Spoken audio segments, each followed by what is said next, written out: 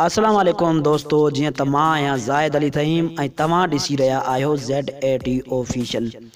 दोस्तों उम्मीद आहे त तव्हां सभु ठीकु हूंदो।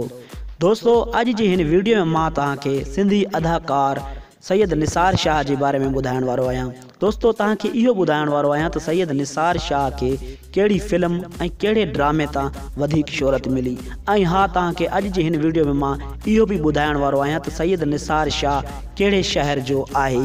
इहो तव्हांखे हिन वीडियो में मां ॿुधाइण वारो आहियां। दोस्तों ॿुधाइण खां पहिरियां तव्हां दोस्तनि खे हिकु नंढड़ी रिक्वेस्ट कंदुसि, जे अगरि तव्हां मुंहिंजे यूट्यूब चैनल ते पहिरियों दफ़ो आया आहियो त मुंहिंजी वीडियो खे लाइक कयो ऐं चैनल खे सब्सक्राइब कयो।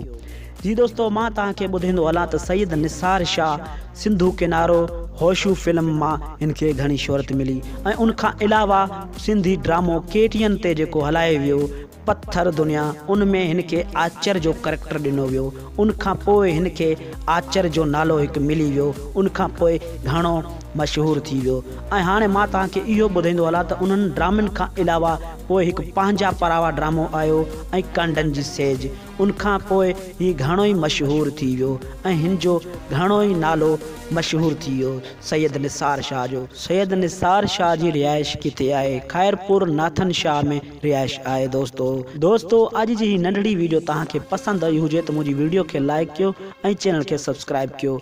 दोस्तों जे अगरि तव्हां अदाकार सैयद निसार शाह जी एक्टिंग या वरी सैयद निसार शाह जे ड्रामनि खे पसंदि कंदा आहियो त हिकिड़ो कॉमेंट्स सुठो ज़रूरु कजो। महिरबानी, अल्लाह पाक तव्हांखे ख़ुशि रखे, सलामत रखे।